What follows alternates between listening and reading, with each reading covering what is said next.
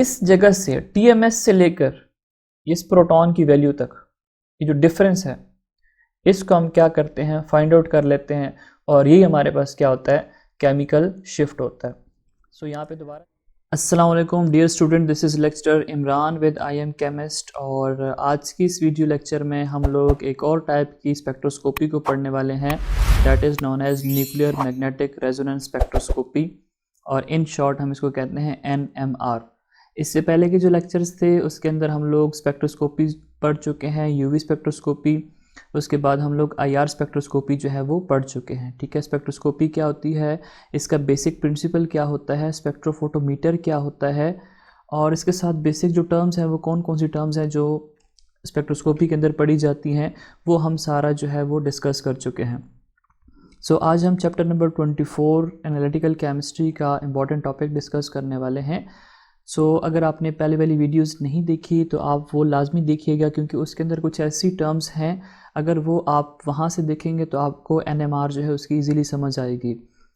Let's start और video. और मैं आपको बताता चलूँ कि ये जो NMR स्पेक्ट्रोस्कोपी है इसको मैं आपकी बुक से ही पढ़ा रहा हूँ, ठीक है, ताकि आपको आपके लेवल के मुताबिक ही नॉलेज आपके साथ शेयर करूँ। Nuclear magnetic resonance, as the name implies, is concerned with the magnetic properties of certain atomic nuclei। इसके अंदर जो मेन चीज़ आप लोगों ने याद रखनी है वो क्या है कि न्यूक्लियस के मैग्नेटिक प्रॉपर्टीज़ के साथ जो है ये डील करती है ये स्पेक्ट्रोस्कोपी। ठीक है, it deals with the magnetic properties of certain atomic nuclear, सब एटॉमिक न्यूक्लियाई के साथ डील नहीं करती। ठीक है, मतलब ऐसा नहीं है कि जितने भी एटम्स हैं सब के न्यूक्लियाई के साथ NMR स्पेक्ट्रोस्कोपी डील करेगी। ये क्या करती है कि कुछ मखसूस एटम्स हैं जिनके न्यूक्लियस के साथ हम इसका इंटरेक्शन जो है वो करवा सकते हैं।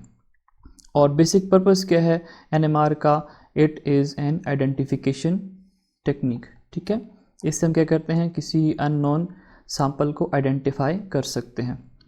All nuclei carry a charge and some of them also spin about their axis in a manner that is analogous to that in which electrons spin about their axis। कहता है कि जितने भी न्यूक्लियाई हैं उनके ऊपर होता है क्या है, चार्ज होता है। ठीक है, उनके ऊपर चार्ज होता है और उसमें से कुछ ऐसे होते हैं कि जो अपने एक्सिस के इर्द गिर्द स्पिन कर सकते हैं। जैसे आप इमेजिन करो कि आपके पास एक बॉल है, ठीक है, ये बॉल है, आप इसके दरमियान में सुराख करके एक डंडा लगा देते हैं इससे। अब आप क्या करो, अपनी फिंगर के साथ इस बॉल को रोटेट करो ऐसे। अभी बॉल क्या करेगा, मूव करेगा ये जो डंडा है इसके एक्सिस के अराउंड। तो इसी तरह आप ये चीज़ एज्यूम करो कि ये जो न्यूक्लियाई होते हैं इनकी भी ये प्रॉपर्टी होती है कि अपने एक्सिस के इर्द गिर्द स्पिन कर सकते हैं। जैसे हम लोगों ने पढ़ा था लास्ट लेक्चर्स के अंदर कि ये जो इलेक्ट्रॉन्स होते हैं उनकी दो टाइप की स्पिन होती है। ठीक है, इलेक्ट्रॉन्स जो हैं उनकी दो टाइप की स्पिन होती हैं, एक अराउंड द न्यूक्लियस। ठीक है, जैसे आप शेल्स की बात करते हैं, शेल्स में इलेक्ट्रॉन्स क्या कर रहे होते हैं, अराउंड द न्यूक्लियस रिवॉल्व कर रहे होते हैं। दूसरा, दे revolve around their own axis. ठीक, ये जो आपको मैंने एग्जांपल दिया है इसको आप कंसिडर करें इलेक्ट्रॉन, और बीच में से आप यूँ कंसिडर करें कि यहाँ पे कोई डंडा लगा हुआ है। अब ये इलेक्ट्रॉन क्या करता है, ये मूव करता है। ठीक है, ऐसे अराउंड इट्स ओन एक्सिस ये क्या करता है, स्पिन करता है। कहता है कि इसी तरह एग्जैक्टली एनालॉगस का मतलब ये है कि सिमिलरली इसी तरह जो न्यूक्लियाई होते हैं उनकी भी ये प्रॉपर्टी होती है कि वो भी क्या करते हैं, अपने एक्सिस के अराउंड स्पिन कर सकते हैं, इस तरह रोटेट कर सकते हैं। The nuclei who spin quantum number is 0 do not spin. अब आप FSC की स्टूडेंट हो तो आप ये चीज़ लाजमी याद करें, SLO बेस्ड एग्ज़ाम हो रहा है आप लोगों का, तो याद रखें कि वो न्यूक्लियाई जिनका स्पिन क्वांटम नंबर जो है वो 0 होता है वो स्पिन नहीं शो करते। ठीक है, उनकी स्पिनिंग पॉसिबल नहीं होती। तो यहाँ पे क्या कह रहा है कि concern with magnetic properties of certain atomic nuclei. ठीक है, सर्टन इसने क्यों लिखा कि अगर आपके पास कोई ऐसा न्यूक्लियस है, ऐसा न्यूक्लियाई है जिसका स्पिन क्वांटम नंबर 0 है तो उसकी स्पिनिंग नहीं होगी। The symbol L is use. ठीक है, यहाँ पे मिसिंग है small l। Small l is use to denote the spin quantum number of the nucleus. अगर कोई न्यूक्लियस है उसका स्पिन क्वांटम नंबर है तो उसको हम क्या करते हैं, स्मॉल l के साथ रिप्रेजेंट करते हैं। अभी स्टूडेंट्स आपके बुक से हट के मैंने थोड़ी सी स्लाइड्स बनाई है ताकि मैं आपको इंट्रोडक्शन दे सकूँ एनएमआर स्पेक्ट्रोस्कोपी का, क्योंकि ये आपके लेवल का नहीं है, लेकिन चूँकि आपके कोर्स में इंक्लूडेड है तो हम क्या करते हैं कि थोड़ा सा इसको हायर लेवल पे स्टडी करते हैं। यहाँ पे स्लाइड्स में भी आपको थोड़ी सी ब्लर नज़र आए, लेकिन मैं इसके साथ साथ बोलता जाऊँगा।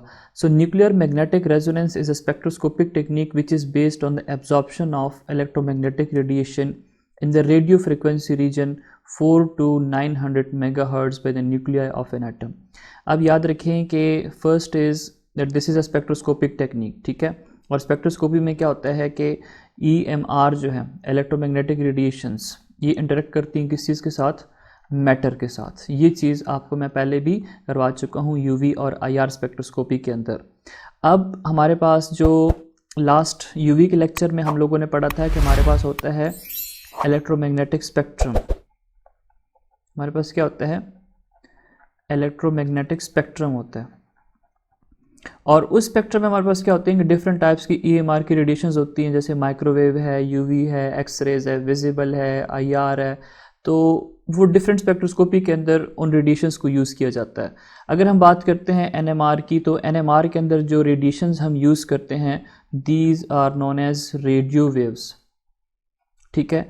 और उसकी अगर रेंज हम देखते हैं जो यहाँ पे मेंशन है दैट इज़ 400 to 900 मेगाहर्ट्ज़, ठीक है। अगर इतनी रेंज है रेडियो वेव्स की तो उसको हम यूज़ करते हैं किस चीज़ में, NMR में। और उसको हम न्यूक्लियाई की स्टडी के लिए, एटम की न्यूक्लियस जो हैं उनकी स्टडी के लिए हम उसको यूज़ करते हैं। Proton nuclear magnetic resonance spectroscopy is one of the most powerful tool for elucidating the number of hydrogen और प्रोटॉन इन द कंपाउंड। देखिए हमारे पास जो NMR स्पेक्ट्रोस्कोपी है उसकी बहुत सारी टाइप्स हैं, मतलब बहुत सारे एलिमेंट्स हैं, एटम हैं, उनकी न्यूक्लियाई की हम स्टडी करते हैं। लेकिन जो हमारे पास कॉमनली हम यूज़ करते हैं वो दो हैं, और वो दो कौन कौन सी है। एक हमारे पास होती है प्रोटॉन NMR, ठीक है, उसको हम HNMR के साथ रिप्रेजेंट कर देते हैं। और दूसरी जो होती है वो होती है कार्बन 13 NMR। अब इसमें प्रोटॉन NMR में या हाइड्रोजन जो इसको हम कहते हैं प्रोटॉन NMR स्पेक्ट्रोस्कोपी, इसमें हम फाइंड आउट करते हैं नंबर ऑफ़ प्रोटॉन, ठीक है। नंबर ऑफ़ प्रोटॉन जो हैं हम फाइंड आउट करते हैं कि किसी भी स्ट्रक्चर के अंदर प्रोटॉन्स जो हैं वो कितने हैं या किस पोजीशन के ऊपर हैं। इसी तरह कार्बन 13 NMR के अंदर हम क्या करते हैं, कार्बन का जो आइसोटोप है, कार्बन के हमारे पास क्या होते हैं डिफरेंट आइसोटोप्स हैं, जैसे कार्बन 12 है, कार्बन 13 है और कार्बन 14 है। इसमें कार्बन 13 जो है वो NMR एक्टिव होता है। तो हम क्या करते हैं, इसकी स्टडी करते हैं, कार्बन एटम देखते हैं कि कहाँ पे प्रेजेंट है किसी भी स्ट्रक्चर के अंदर।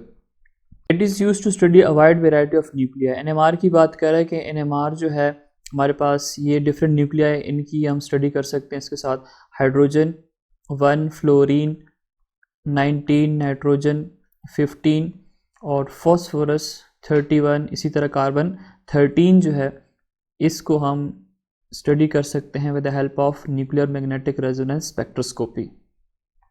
अभी जैसे आपकी बुक में इन्होंने L के साथ रिप्रेजेंट किया किस चीज़ को, स्पिन क्वांटम नंबर को। It is related to the atomic and mass number of the nuclei. अब ये जो स्पिन क्वांटम नंबर है इसकी बेसिक जो रिलेशनशिप है वो किस चीज़ के साथ है, दो चीज़ों के साथ है, एटॉमिक नंबर के साथ भी है और मैस नंबर के साथ भी है। देखते हैं कैसे है। जैसे आपके पास यहाँ पे एटॉमिक मैसेज गिवन है, यहाँ पे एटॉमिक नंबर गिवन है, यहाँ पे एग्जांपल्स गिवन है। देखो हाइड्रोजन आपके पास है एटॉमिक, यहाँ पे हम कलर चेंज कर लेते हैं। पहले आपके पास है हाइड्रोजन। अब हाइड्रोजन का अगर आप देखो एटॉमिक मैस 1 है, और इसी तरह अगर आप इसका एटॉमिक नंबर देखते हो वो भी 1 है, ठीक है। This is atomic mass and this is atomic number. अब यहाँ पे होता है क्या है कि ये देखें 1 आपके पास जो नंबर है this is odd number, this 1 is also an odd number, ठीक है। सो इसके लिए जो स्पिन होती है दैट इज 1/2।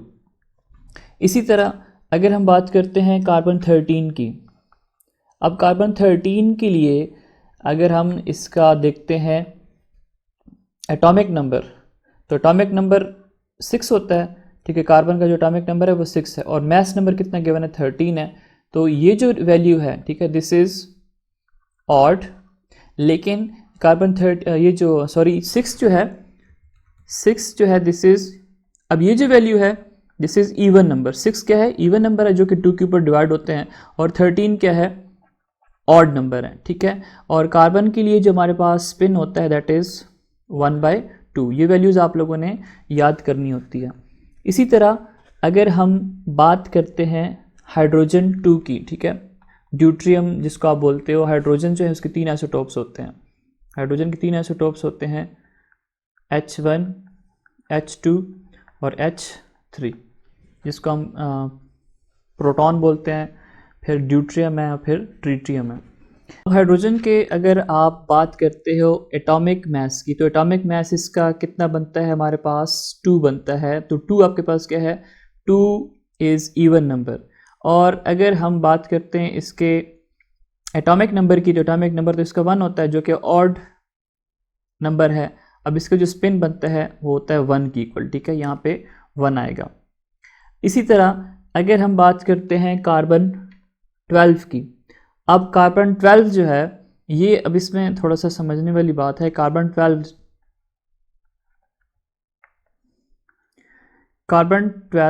और 6, अब ये 6 क्या है? दिस इज एटॉमिक नंबर जो कि इवन है। ये 12 क्या है? दिस इज एटॉमिक मास, ये भी आपके पास क्या है? इवन है।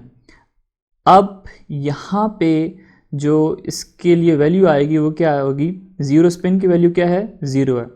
सो याद रखो कि ऐसे न्यूक्लियाई जिनके लिए स्पिन की वैल्यू 0 हो, मतलब L की वैल्यू 0 हो, दोज आर NMR इनएक्टिव, ठीक है, उसको हम NMR में स्टडी नहीं कर सकते। यहाँ पे नीचे स्लाइड में नोट भी लिखा हुआ है इसने, elements with either odd mass और odd atomic number have the property of nuclear spin. अगर आपके पास ऐसे एलिमेंट हैं उनका ओड मास एटॉमिक मास है या ओड एटॉमिक नंबर है, तो वो क्या करते हैं? उनकी प्रॉपर्टी होती है स्पिन की। तो ये जो आपके पास 3 हैं, ठीक है, हाइड्रोजन एटॉमिक नंबर इसका 1 है और मास नंबर भी इसका 1 है, और कार्बन जिसका एटॉमिक मास 13 है, और इसी तरह ड्यूट्रियम जिसका एटॉमिक मास जो है वो 2 है। These are known as NMR active, ठीक है, यहाँ पे लिखा हुआ है NMR एक्टिव। और ये आपके पास कार्बन 12 है, दिस इज NMR इनएक्टिव। यहाँ पे लिखा हुआ है if N external magnetic field is applied the number of possible orientation calculated by 2l+1। अभी आपके पास एक न्यूक्लियाई है, ठीक है, उसके ऊपर आप मैग्नेटिक फील्ड जो है वो अप्लाई करते हो, NMR की रेडिएशंस जो है वो आती है, मैग्नेटिक फील्ड क्रिएट करती हैं। तो उससे आपके पास क्या होता है कि जो न्यूक्लियस है वो क्या करेगा? ओरिएंटेशन शो करेगा, ठीक है।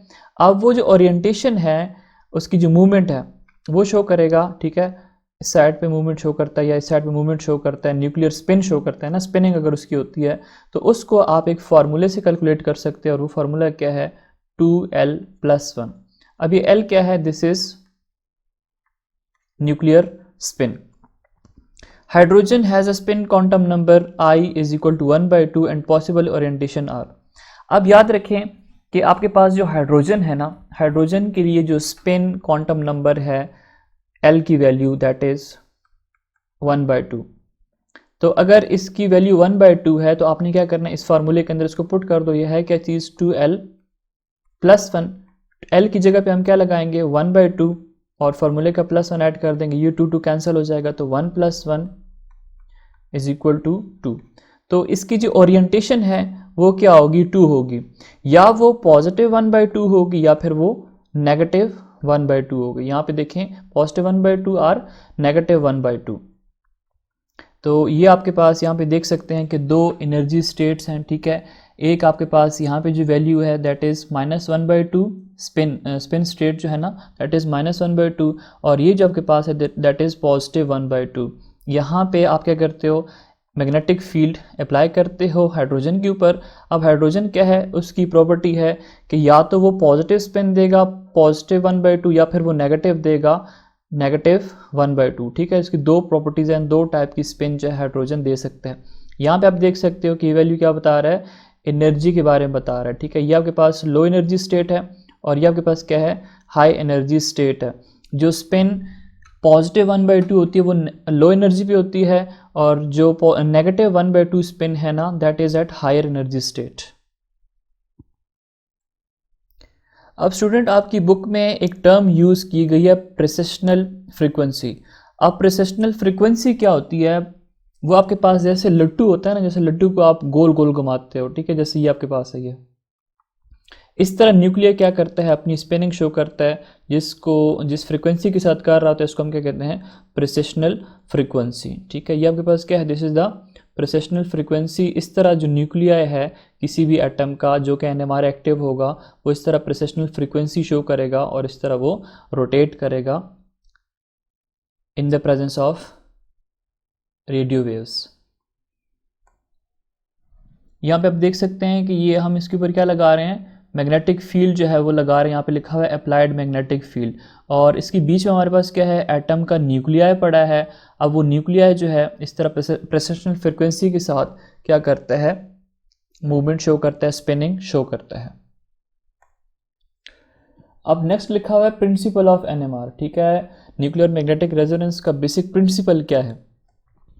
The theory behind NMR comes from the spin of a nucleus and it generate a magnetic field। याद रखें कि जो आपके पास NMR है, इसकी जो बेसिक थ्योरी या बेसिक कॉन्सेप्ट जो है वो कहाँ से आ रहा है, न्यूक्लियस के स्पिन से, ठीक है। ये डील क्या करता है, न्यूक्लियस के स्पिन के साथ ही डील करता है, और जब कभी न्यूक्लियस स्पिन करता है तो उसकी वजह से क्या जनरेट करता है, इट जनरेट मैग्नेटिक फील्ड।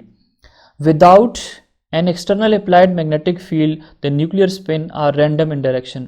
देखें ये आपके पास क्या है, न्यूक्लियस है, ये आपके पास जनरेट कर रहे हैं क्या चीज़, मैग्नेटिक फील्ड। यहाँ पे अगर आप देखो तो ये रैंडम मैग्नेटिक फील्ड जनरेट कर रहे हैं, इसका मतलब है हर डायरेक्शन में क्या कर रहे हैं, मैग्नेटिक फील्ड ये जनरेट कर रहे हैं। लेकिन अब होता क्या है, यहाँ पे देखें नो एक्सटर्नल मैग्नेटिक फील्ड, या मैग्नेटिक फील्ड अप्लाई नहीं है, तो रैंडम डायरेक्शन में हर साइड पे इनकी प्रॉपर्टी होती है कि ये मैग्नेटिक फील्ड जो है वो जनरेट करते हैं। लेकिन अभी अगर हम इसमें एक्सटर्नली कोई मैग्नेटिक फील्ड मतलब इनको प्रोवाइड करते हैं, तब क्या होगा, ये सारे के सारे अलाइन हो जाएंगे। But when external magnetic field is present, the nuclei align themselves either with or against the field of external magnetic field। अब इसमें होता है क्या है, इसकी एग्जांपल ऐसी है कि आप क्लास के अंदर शोर कर रहे होते हो, ठीक है, जब तक टीचर नहीं होता, लेकिन जैसे ही टीचर आपकी क्लास के अंदर इंटर होता है, आप सारे के सारे अपनी जगह पे जाके आराम से इज्जत के साथ बैठ जाते हो, अदरवाइज टीचर आपकी बेइज्जती करते हैं। तो same is the case with this nuclei, कि जब तक एक्सटर्नल मैग्नेटिक फील्ड नहीं प्रेजेंट होती तो ये रैंडमली मज़े कर रहे होते हैं, हर साइड पे नाच रहे होते हैं, घूम रहे होते हैं। लेकिन जैसे ही हम एक्सटर्नल मैग्नेटिक फील्ड जो है अप्लाई कर लेते हैं तो फिर ये इंसान बन जाते हैं, और ये या तो मतलब जिस डायरेक्शन में मैग्नेटिक फील्ड आप अप्लाई कर रहे हो उस डायरेक्शन में अलाइन हो जाएंगे, या उसके ऑपोजिट हो जाएंगे। अब अगर एक टीचर का होल्ड ज़्यादा है क्लास में, जिसको आप तंग नहीं कर सकते, तो आप बिल्कुल इंसानों की तरह बैठ जाएंगे क्लास में। लेकिन अगर एक टीचर मेरी तरह है, मतलब नालायक से टीचर है जिसका होल्ड क्लास में नहीं है, तो आप उसके अगेंस्ट खड़े हो जाते हो। Same is the case with this nuclei के अगर मैग्नेटिक फील्ड आप अप्लाई करते हो, उसकी पावर ज़्यादा है, ठीक है, उसमें एनर्जी ज़्यादा है, तो ये क्या करता है कि इसके साथ ही ये अलाइन हो जाते हैं। लेकिन अगर इसकी एनर्जी कम है तो ये क्या होंगे, उसके ऑपोजिट अलाइन हो जाते हैं, इस तरह ऑपोजिट डायरेक्शन में। अब यहाँ पे नेक्स्ट स्लाइड में लिखा हुआ है कि if an external magnetic field is applied an energy transfer is possible between ground state to excited state. अब पहले क्या होता है कि न्यूक्लियस जो है किसी भी एटम का न्यूक्लियस ग्राउंड स्टेट में प्रेजेंट होता है, लेकिन जैसे ही magnetic field external magnetic field आप अप्लाई करते हो, एनर्जी एब्जॉर्ब होती है, तो वो क्या करता है कि हायर एनर्जी स्टेट पे चला जाता है, ठीक है। आपके पास लेट से कि ये आपके पास लो एनर्जी स्टेट है, ठीक है, L.E लिख लेते हैं, लो एनर्जी स्टेट है। यहाँ पे क्या है, एक एटम का न्यूक्लियाई प्रेजेंट है, आप क्या करते हो, इसको मैग्नेटिक फील्ड जो है वो प्रोवाइड करते हो। कौन सी एक्सटर्नल मैग्नेटिक फील्ड आप इसको प्रोवाइड करते हो। अब होता ये है कि जब ये एनर्जी एब्जॉर्ब करता है तो होगा क्या कि ये चला जाएगा किधर, हाई एनर्जी स्टेट की तरफ चला जाएगा ये न्यूक्लियस। अब जब हाई एनर्जी स्टेट से लो एनर्जी स्टेट की तरफ वापस आएगा तो यहाँ से ये क्या करेगा, एनर्जी इमिट करेगा। When the spin returns to its ground state level, the absorbed radio frequency energy is emitted at the same frequency level। ठीक है, जिस फ्रीक्वेंसी के साथ एब्जॉर्ब होती है उसी फ्रीक्वेंसी के साथ एनर्जी जो है वो एमिट हो जाती है। याद रखें कि न्यूक्लियस जो है सारा का सारा लो एनर्जी से हाई एनर्जी की तरफ नहीं जाता, बल्कि जो स्पिनिंग कर रहा होता है ना, वो स्पिनिंग के अंदर इसकी चेंजेस आती हैं, लो एनर्जी से वो हाई एनर्जी की तरफ मूव कर जाता है। Emitted frequency signal that give the NMR spectrum of the concerned nucleus। अब यहाँ से जो एनर्जी इमिट हो रही है उसको हम क्या करते हैं, उसको हम रिकॉर्ड कर लेते हैं, और रिकॉर्ड करने मतलब डेटा की फॉर्म में इसको हम रिकॉर्ड कर लेते हैं। रिकॉर्ड करने के बाद होता ये है कि हम जब उसको कंप्यूटर के अंदर कॉपी कर लेते हैं तो उसके बाद हमारे पास इसका स्पेक्ट्रम जो है वो ऑब्टेन हो जाता है। हमारे पास इस तरह की लाइंस आती हैं जो कि अभी लेटर ऑन मैं आपको बताऊंगा किस तरह हमारे पास इसका स्पेक्ट्रम जो है वो जनरेट होता है और इसको हम स्टडी कैसे करते हैं। तो यहाँ पे देखें, ये आपके पास दो स्टेट हैं, that is beta spin state और ये आपके पास है अल्फ़ा स्पिन स्टेट। ठीक है, मतलब दो स्टेट्स हैं, और ये जो दरमियान में गैप आ रहा है दिस इज़ एनर्जी डिफरेंस, जिसको हम रिप्रेजेंट करते हैं डेल्टा ई के साथ। अब ये हमारे पास क्या है, एक NMR स्पेक्ट्रम है जो मैं आपके साथ शेयर कर रहा हूँ। इसमें से आप देख सकते हैं कि ये जो एक्सिस है दिस इज़ वाई एक्सिस, और वाई एक्सिस पे हम लोग क्या लेते हैं, हम लेते हैं इंटेंसिटी ऑफ NMR सिग्नल। ठीक है, NMR सिग्नल जो एब्जॉर्ब किया जा रहा है उसकी इंटेंसिटी शिद्दत कितनी है। और अगर हम इस साइड पे देखते हैं तो ये आपके पास क्या है, दिस इज़ द फ्रीक्वेंसी। ठीक है, दिस इज़ द फ्रीक्वेंसी, और यहाँ पे आपको ये साइन नज़र आ रहा है, this sign represent chemical shift, जो कि अभी हम थोड़ी देर में डिस्कस करने वाले हैं कि केमिकल शिफ्ट क्या चीज़ होती है, ये आपके कोर्स के अंदर इंक्लूडेड है। NMR spectrum is a plot of intensity of NMR signal versus magnetic field या frequency in reference to TMS। अब ये जो TMS है इसको हम लेते हैं एज अ रेफरेंस, और TMS से क्या बनता है, TMS से बनता है टेट्रा मिथाइल साइलेन। और टेट्रा मिथाइल साइलेन का जो स्ट्रक्चर है वो कुछ इस तरह होता है कि एक सिलिकॉन एटम है, उसके साथ आप 4 टाइम्स CH3 ग्रुप लगा दें। इसको हम क्या करते हैं, इसको हम यूज़ करते हैं एज अ रेफरेंस, और उसकी वजह क्या होती है कि ये NMR अगर आप इसका स्पेक्ट्रम लेते हो तो ये सिर्फ़ और सिर्फ एक ही पीक देगा। क्यों? क्योंकि इसके अंदर सारे के सारे प्रोटॉन जो हैं उन सब का इन्वायरमेंट सेम है। अब जब ये एक ही आपके पास सिग्नल दे रहा होता है तो नॉन रिएक्टिव भी होता है, तो इसलिए हम इसको क्या करते हैं, we use it as a NMR reference. अब जो नेक्स्ट टर्म है, जो इम्पोर्टेंट टर्म है, जो आपके कोर्स के हिसाब से बहुत इंपॉर्टेंट है, दैट इज़ केमिकल शिफ्ट। कि केमिकल शिफ्ट क्या, केमिकल से निकला है, शिफ्ट का मतलब चेंजेस। ठीक है, ये अब होती क्या है, chemical shift is defined as the difference in parts per million. आप लोगों ने कंसंट्रेशन की यूनिट्स पढ़ी हुई हैं फर्स्ट ईयर के अंदर, मोलैरिटी, मोलैलिटी, नॉर्मेलिटी, तो वहाँ पे एक आपने पढ़ा हुआ था ppm, पार्ट्स पर मिलियन। ठीक है, एक पार्ट आउट ऑफ 1 मिलियन। ठीक है, 10⁶ होता है आई थिंक, इसको आप चेक कर लीजिएगा फर्स्ट ईयर की केमिस्ट्री से। अगर आपके पास मिलियन है, उसमें मिलियन पार्ट्स है, उसमें से एक पार्ट जो आप लेते हो that is known as parts per million. Anyways, the difference in parts per million between the resonance frequency of the observe proton and tetramethyl silane hydrogens. देखें, आपके पास स्पेक्ट्रम जो था अभी जो मैं आपके सामने दिखाया मैंने आपको, यहाँ पे आप क्या लेते हो, यहाँ पे आप लेते हो TMS, और यहाँ पे आप रिप्रेजेंट करते हो किस चीज़ को, केमिकल शिफ्ट को। C.S में लिख देता हूँ। अब आप करते क्या हो, कोई भी न्यूक्लियस है, ठीक है, उसकी आप स्पिन फाइंड आउट करते हो। लाइक आप प्रोटॉन NMR स्पेक्ट्रम जो है वो लेते हो, प्रोटॉन NMR में हम प्रोटॉन को ही स्टडी करते हैं, हाइड्रोजन को स्टडी करते हैं। अब अगर आपके पास कोई कंपाउंड है, उसके अंदर प्रोटॉन्स है, उसका सिग्नल इस जगह पे आ जाता है। ठीक है, इस जगह पे उसका सिग्नल आ जाता है। यहाँ पे वैल्यूज़ होती हैं लाइक 0, 1, 2, 3, 4, 5, 6, 7, 8, 9, 10, 12। कॉमनली जब हम पढ़ते हैं तो 12 तक ही वैल्यू लेते हैं। अब होता ये है कि इस जगह से TMS से लेकर इस प्रोटॉन की वैल्यू तक ये जो डिफरेंस है इसको हम क्या करते हैं, फाइंड आउट कर लेते हैं, और यही हमारे पास क्या होता है, केमिकल शिफ्ट होता है। सो यहाँ पे दोबारा देख लेते हैं, difference in parts per million between the resonance frequency of observe proton, ये आपके पास रेजोनेंस फ्रीक्वेंसी आ रही है किस चीज़ की, प्रोटॉन्स की, ठीक है, जो आप फाइंड आउट करना चाह रहे हो ऑब्जर्व प्रोटॉन ये होता है। एंड टीएमएस हाइड्रोजन्स, अब टीएमएस के अंदर जैसे अभी आपको इससे पहले स्लाइड के अंदर मैंने बताया, टीएमएस में क्या होता है कि सिलिकॉन के साथ 4 टाइम्स CH3 ग्रुप्स अटैच्ड होते हैं, ठीक है। अब ये सारे के सारे प्रोटॉन एक जैसे हैं तो एक ही सिग्नल होगा। अब इस सिग्नल और ऑब्जर्व प्रोटॉन के सिग्नल के बीच में जो डिफरेंस आप मेजर करते हो पीपीएम के अंदर, उसको आप क्या कहते हो, that is known as chemical shift. TMS is the most common reference compound in NMR. It is set as 0 ppm। जो केमिकल शिफ्ट की वैल्यू होती है TMS के लिए वो 0 होती है। उसकी वजह क्या होता है, it have similar types of proton, ठीक है। इसके अंदर क्या होता है, सिमिलर टाइप्स ऑफ प्रोटॉन्स होते हैं, 12 इसके अंदर प्रोटॉन्स मौजूद होते हैं, 4 कार्बन है और 1 सिलिकॉन है। तो केमिकल शिफ्ट की अगर आप इक्वेशन देखते हैं तो वो आपके पास क्या होती है, frequency of signal minus frequency of reference divide by spectrometer frequency multiply by 10⁻⁶। Yes, ये 10⁻⁶ ही होता है पार्ट्स पर मिलियन, ठीक है, इसलिए हम 10⁻⁶ यूज़ करते हैं।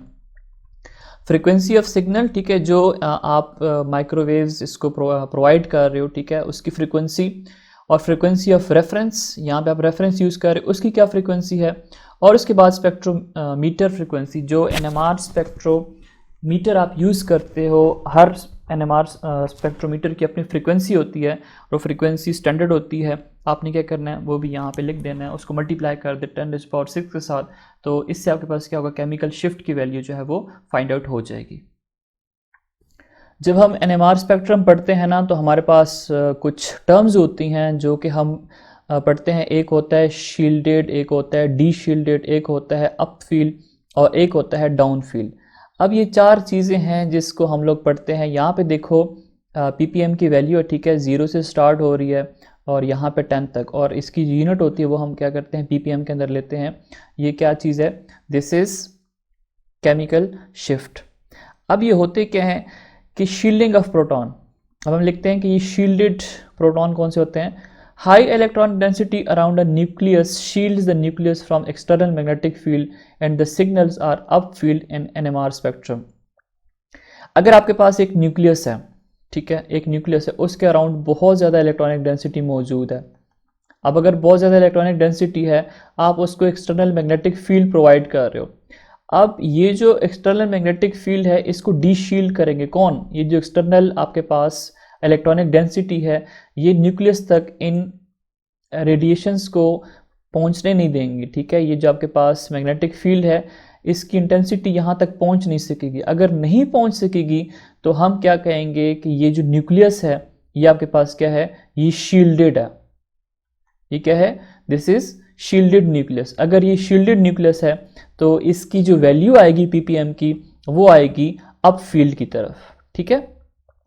और इसके अगर आप इन्वर्स कर लो, इन्वर्स इस तरह कि आपके पास न्यूक्लियस है, उसके अराउंड थोड़ी सी इलेक्ट्रॉनिक डेंसिटी है। अब अगर थोड़ी सी इलेक्ट्रॉनिक डेंसिटी है तो अगर आप इसको एक्सटर्नल मैग्नेटिक फील्ड प्रोवाइड करोगे तो ये न्यूक्लियस तक एक्सटर्नल मैग्नेटिक फील्ड आ सकेगा, अप्रोच कर सकेगा ईजीली, तो ज़्यादा से ज़्यादा रेडिएशन एब्जॉर्ब करेगा, ज़्यादा से ज़्यादा एनर्जी एब्जॉर्ब करेगा, और जितनी ज़्यादा एनर्जी एब्जॉर्ब करेगा उतना ये हाई एनर्जी स्टेट की तरफ जाएगा, जब वापस आएगा तो उतनी एनर्जी इमिट करेगा। तो हम इसको कहेंगे कि दिस इज़ डी शील्डेड। इसके ऊपर इलेक्ट्रॉनिक डेंसिटी क्या है, कम है न्यूक्लियस के, तो जो इनकमिंग आपके पास मैग्नेटिक फील्ड है वो न्यूक्लियस के साथ ज़्यादा से ज़्यादा इंटरेक्ट कर सकेगा, और जितना ज़्यादा इंटरेक्ट कर सकेगा हम कहते हैं कि this is D shielded nuclei, और इसकी जो वैल्यू आएगी that would be on the down field, ठीक है। हमारे पास ये उतना ही TMS से दूर जाएगा, और इसको हम अप फील्ड और डाउन फील्ड जब पढ़ते हैं तो वो हम पढ़ते हैं इसकी TMS से, ठीक है, रेफरेंस के साथ हम इसको कंपेयर करते हैं। अगर ये शील्डेड होगा तो TMS की वैल्यू और अप फील्ड की वैल्यू के दरम्यान में डिफरेंस कम होगा, लेकिन अगर जितना ये ज़्यादा डी शील्डेड होगा तो उतना डाउन फील्ड की तरफ जाएगा, और जितना डाउन फील्ड की तरफ जाएगा हमारे पास जो वैल्यू होगी, मतलब 0 से, अगर आप 1 से 0 से कैलकुलेट करते हो, डिफरेंस निकालते हो, तो डिफरेंस क्या आएगा, ज़्यादा आएगा। सो स्टूडेंट, अभी हम अपनी बुक की तरफ वापस आ जाते हैं कि हमारे पास है न्यूक्लियर मैग्नेट। अब न्यूक्लियर मैग्नेट क्या चीज़ होती है, अ स्पिनिंग चार्ज वेदर पॉजिटिव और negative consist a circular current which generate a magnetic dipole along the spin axis। कहता है अगर आपके पास एक चार्ज है, ठीक है, वो क्या कर रहा है, मूव कर रहा है, स्पिन कर रहा है। जैसे वो स्पिनिंग शो कर रहा होता है, स्पिनिंग की वजह से होता क्या है कि वो करंट जनरेट कर रहा होता है, सर्कुलर फॉर्म में करंट जो है वो जनरेट कर रहा होता है। अब वो अगर वो करंट जनरेट करता है जिस तरह, तो उसी तरह आपके पास न्यूक्लियस जो है वो भी क्या कर रहा होता है कि वो भी मूव करता है, जब स्पिन करता है, ठीक है, तो वो आपके पास एक चार्ज जो है वो जनरेट कर रहा होता है सर्कुलर फॉर्म में। Since all nuclei carry a charge, a spinning nucleus behave as a tiny bar magnet called nuclear magnet। अब जो आपके पास चार्ज न्यूक्लियाई होते हैं, ठीक है, उनकी भी प्रॉपर्टी होती है कि वो भी आपके पास चार्ज पार्टिकल की तरह स्पिन कर रहे होते हैं। वो भी आपके पास क्या करते हैं, वो भी मैग्नेटिक डायपोल जो है जनरेट कर रहे होते हैं जब स्पिन कर रहे होते हैं अपने एक्सिस के through. Hence we can call them as a tiny bar magnet. Nucleus जो स्पिन कर रहा है वो, उसको आप क्या कह सकते हो कि टाइनी बार मैग्नेट जो है कह सकते हो। In the absence of external magnetic field, the nuclear magnet are oriented in a random fission। ये जैसे आपको मैंने आपकी क्लास वाली बात बताई, ठीक है, ये हम ऑलरेडी अब पढ़ चुके हैं। However, if they are placed under the influence of uniform magnetic or external magnetic field, they can take up different orientation with respect to the applied magnetic field in a quantized system। जैसे आपको मैंने बताया कि पहले ये magnet क्या होते हैं, हर डायरेक्शन के अंदर मैग्नेटिक फील्ड जनरेट कर रहे होते हैं, लेकिन अगर आप एक्सटर्नल मैग्नेटिक फील्ड अप्लाई कर देते हो तो फिर ये क्या होते हैं, या तो अगेंस्ट अलाइन हो जाते हैं या उसके ऑपोजिट साइड पे अलाइंड हो जाते हैं।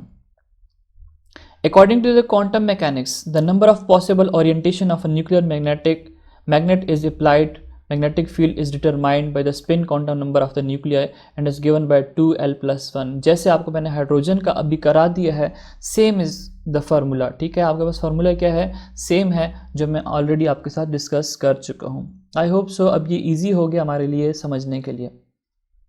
Absorption of the electromagnetic radiation by a nucleus to induced spin flipping will take place when the frequency of electromagnetic radiation is exactly equal to the precessional frequency of the nucleus।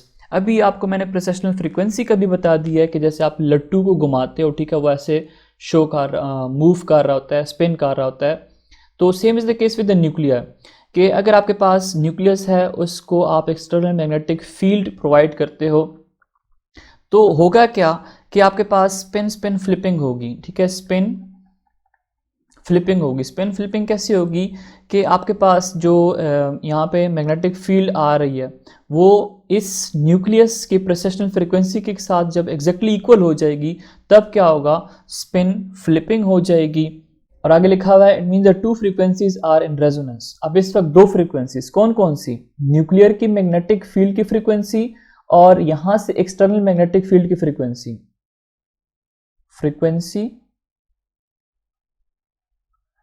Of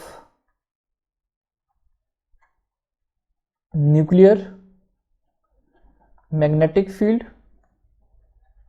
plus frequency of external magnetic field, इनके दरमियान क्या होती है, resonance होती है। The frequencies are in resonance, hence the term nuclear magnetic resonance. इसलिए हम इसको न्यूक्लियर मैग्नेटिक रेजोनेंस का नाम देते हैं, NMR स्पेक्ट्रोस्कोपी इसको इसलिए बोलते हैं। अब आगे हमारे पास इसकी इंस्ट्रूमेंटेशन आपकी बुक में गिवन है। There are two types of spectrophotometer which are commonly used in NMR study. कहते हैं हमारे पास दो टाइप के स्पेक्ट्रोफोटोमीटर है जिसको हम यूज़ करते हैं NMR की स्टडी के अंदर।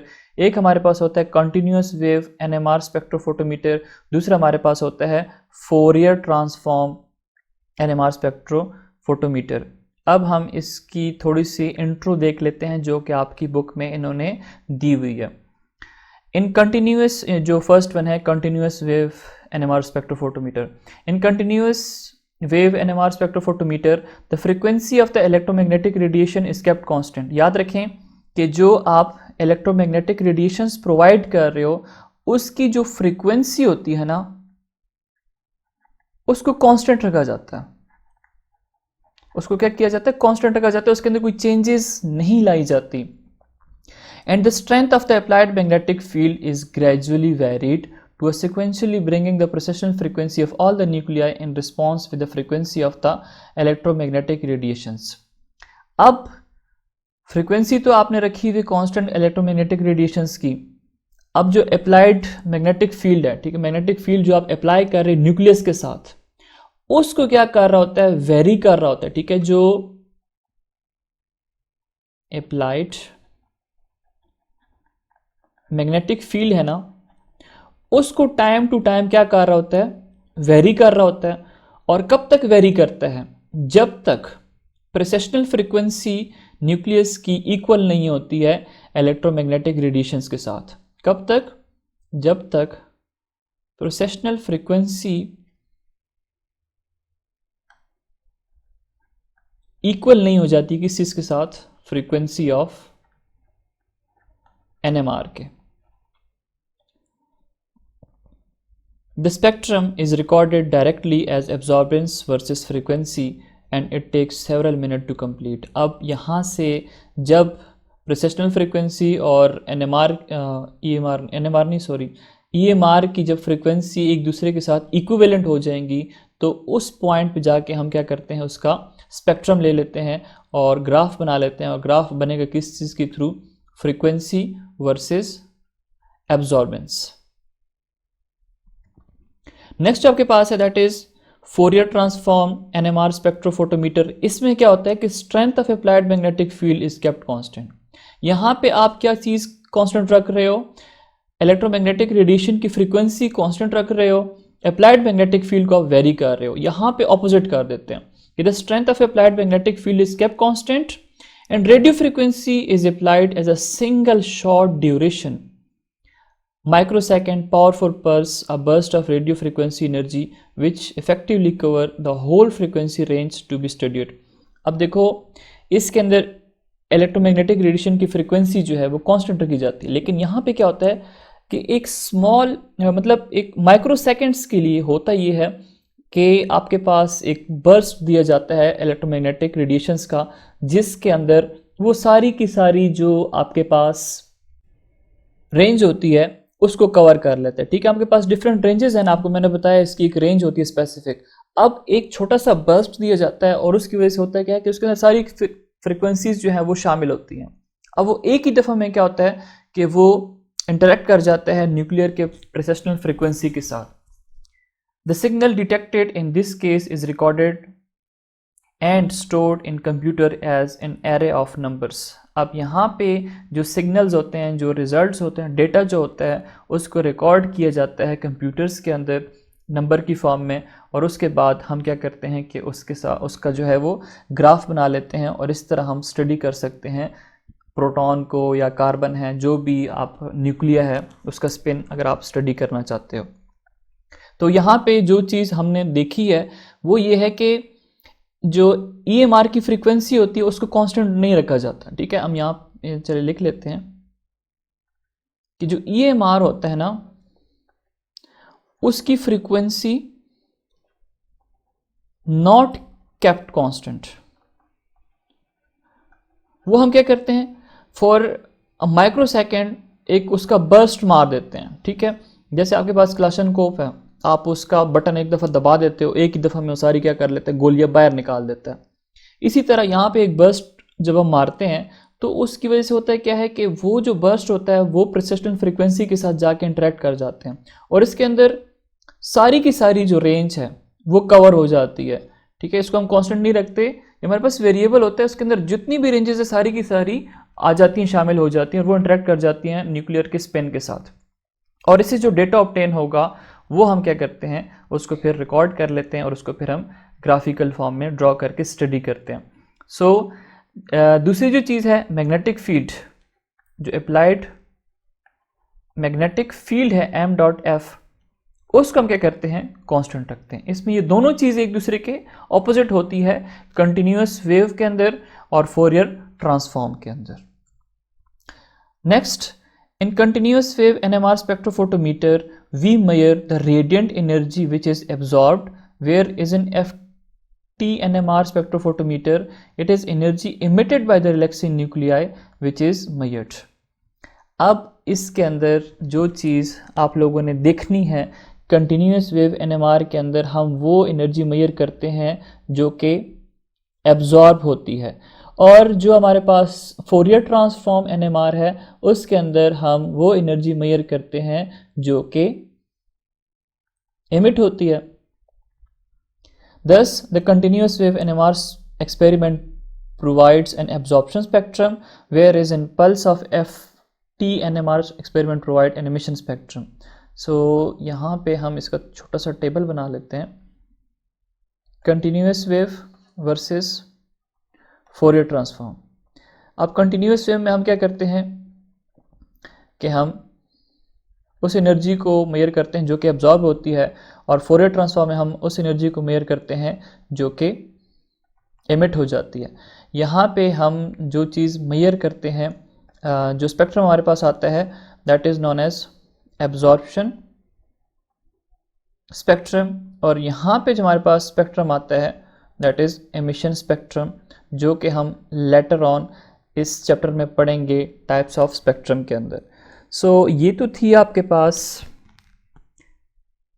NMR spectroscopy.